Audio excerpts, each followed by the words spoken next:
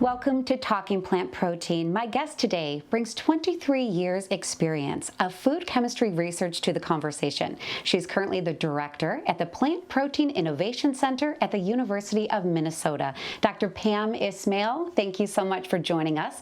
Tell us about the Innovation Center and also your role there.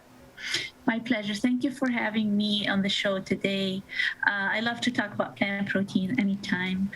So the Plant Protein Innovation Center is it's about 2.5 years old. I founded it in November of 2018.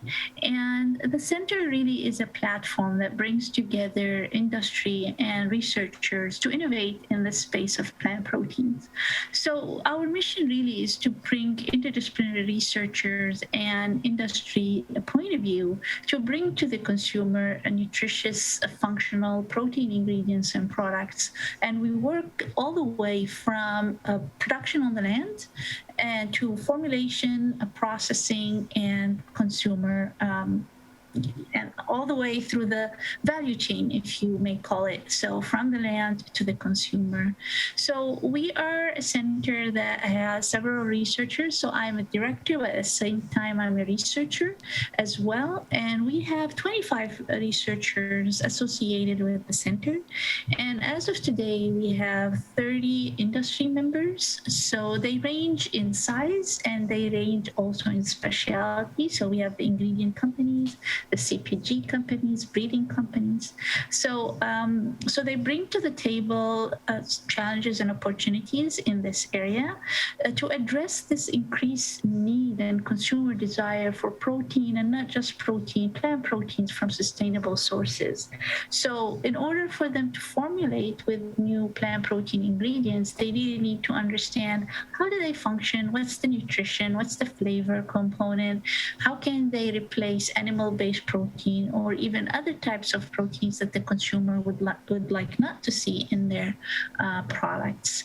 So in order for them to be able to do this work, they need basic science. So that's where we come in, and we work as scientists in the field. Like we work with breeders and geneticists to produce crops when it has protein quantity, quality, functionality, and then we look at innovative way to produce the ingredients, and then looking at characterizing these ingredients in terms of structure, function, nutrition, flavor, and how we can formulate in different applications that are trendy applications right now, such as meat alternatives, dairy alternatives, high protein beverages, snacks, and so on.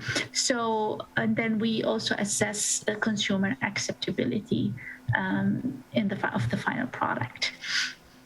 And who's funding the research?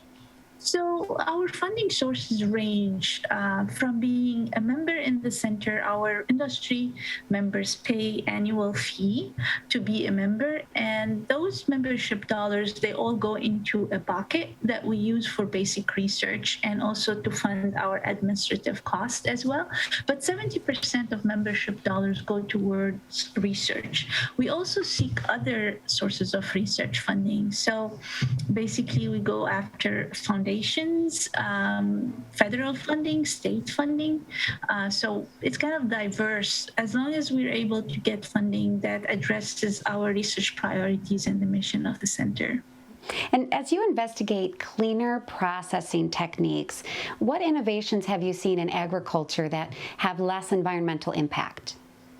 So cleaner processing. So first of all, before we get to processing, we're trying to investigate crops from sustainable agriculture.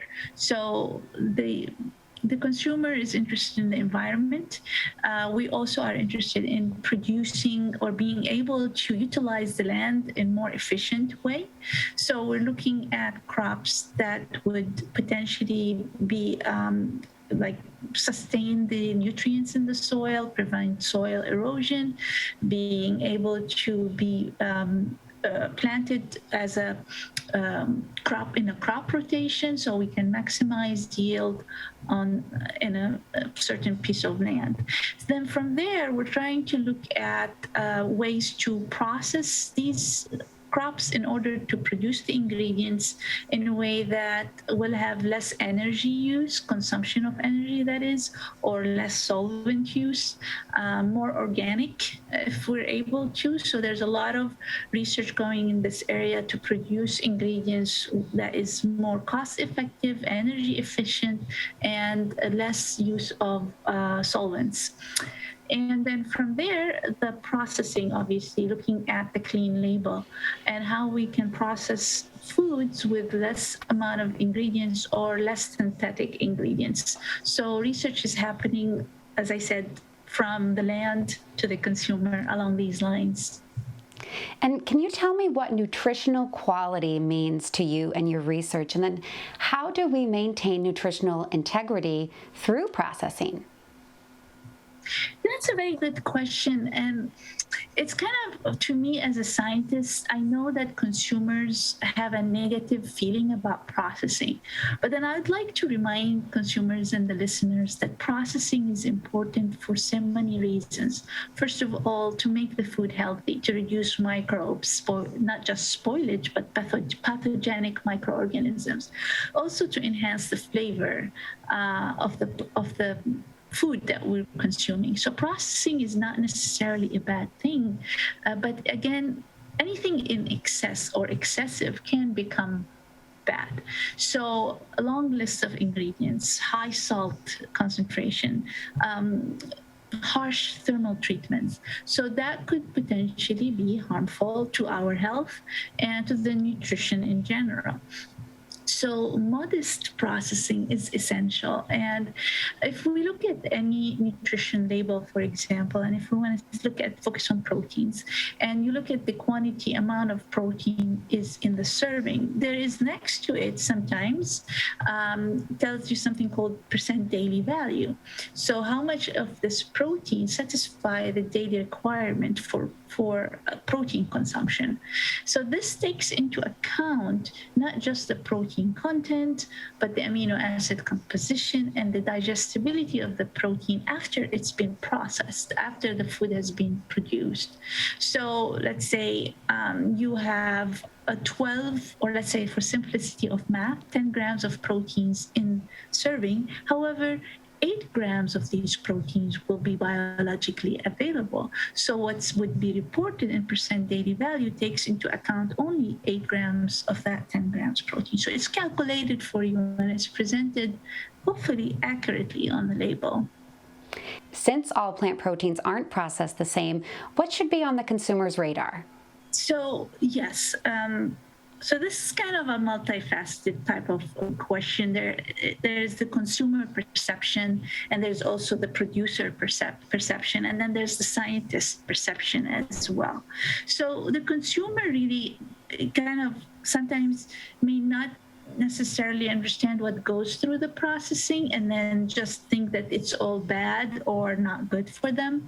But it's good to educate the consumer as well as the processor when we're handling any ingredient, not just plant proteins, anything in general.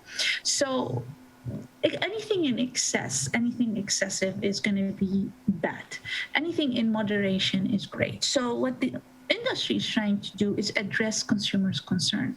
So the consumers is looking for more natural food, more organic, sustainable sources, less ingredients in the list of ingredients, less additives that are added for color, for flavor, or for texture. So they're looking for natural ingredients, and that's what the industry is trying to accomplish. But in order for the industry to reach this goal, they need to work closely with scientists, with researchers. And that's, again, if I bring back to the purpose of the center, that's what we're trying to do, is make that bridge between the science, the research, the producer, and the consumer.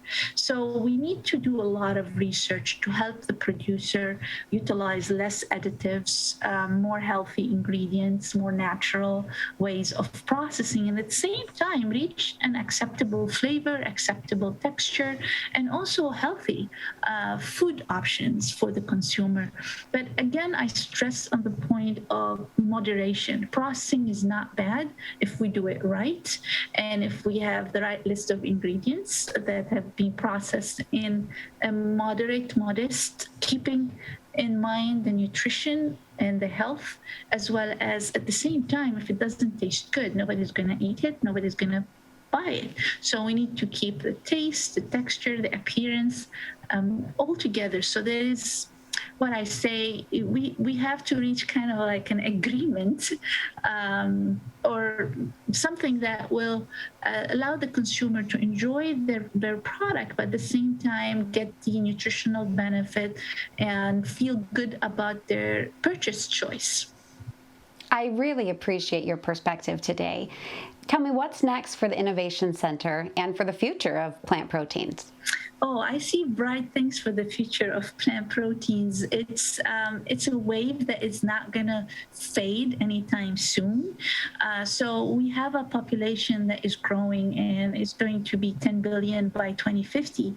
So we really need to be creative and we really need to find new sources to feed the growing population. So we need to protect our environment. We need to protect our land, earth.